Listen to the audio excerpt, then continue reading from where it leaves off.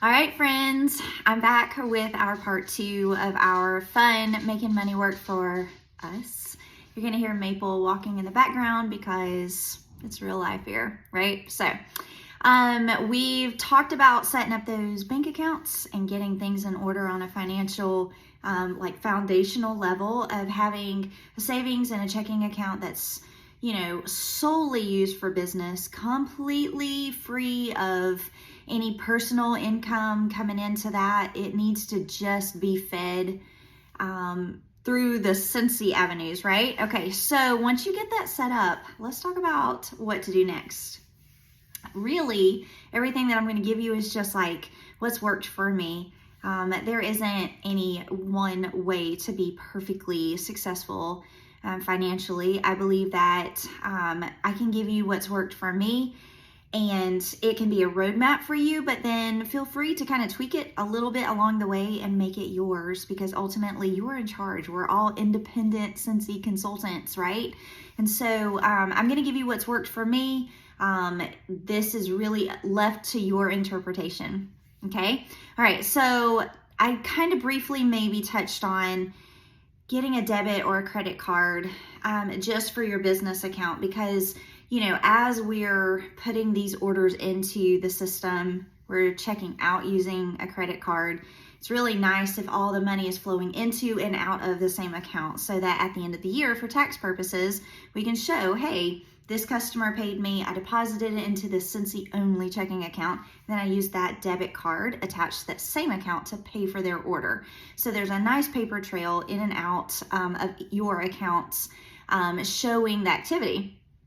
That being said, I really got some great advice early on in my Cincy journey to get a credit card that had some nice Sky Mile perks attached to it. So for me, that looked like a American Express, because I am a Delta only girl.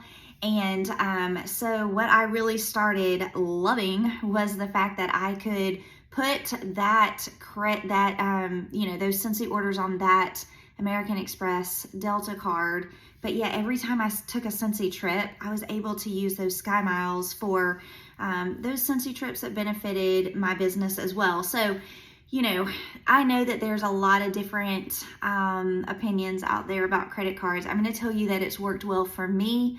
I'm pretty strict with myself financially, so I feel like I would not let it get out of control. But if you need to be a little bit more diligent and have a little bit more accountability, then maybe a credit card isn't for you right now, and that's okay.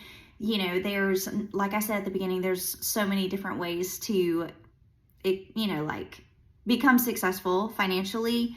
And it's not locked down into like one or two of these steps. If you skip them, it's going to derail the whole thing. No. So however you decide to do that, whether it's a debit card, whether it's a credit card, I personally do not own a debit card. I'm really not a big fan of them. And even if I had one, I probably would never use it. That's just me. That's really a personal preference, but you do you, and I'm sure it will all work out just fine. The other thing that I wanted to talk to you about is, I just want to splash you with this real quick. I do need to let you know again, as I did in the beginning, I am not a CPA. I'm not your financial planner. All of this is just ideas that have worked for me super well, and I want to pass them along to you because that's what good big Cincy sisters do. But it's not, financial advice that's coming from a CPA trumps everything that I say. So get with your financial planner, get with the person that prepares your tax returns, that signs their name under your tax documents. That is absolutely crucial. But some of the best advice that I've been giving, I'm going to share with you because it's worked for 15 plus years for me, and I want to be a blessing to you and pass it along.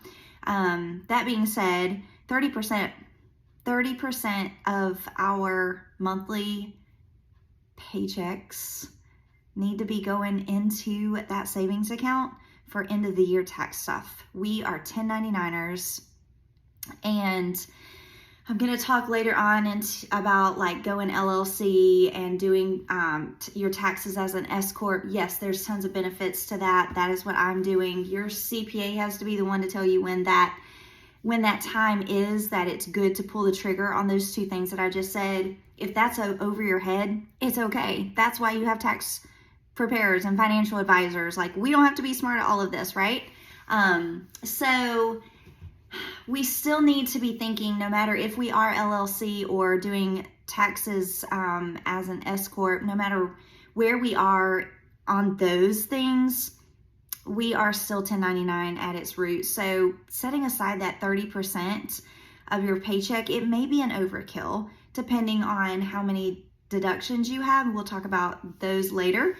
It may be an overkill, sure, but you're never going to be sorry for saving too much, right? It's probably never going to happen that you feel sad that you put aside too much. So 30% of that paycheck, you can set this up in your pay portal to where it goes automatically. 30% goes straight to that savings account for your business, and then the other 70% goes to your checking account. You can also have some of it go to your personal account if that's how you pay yourself.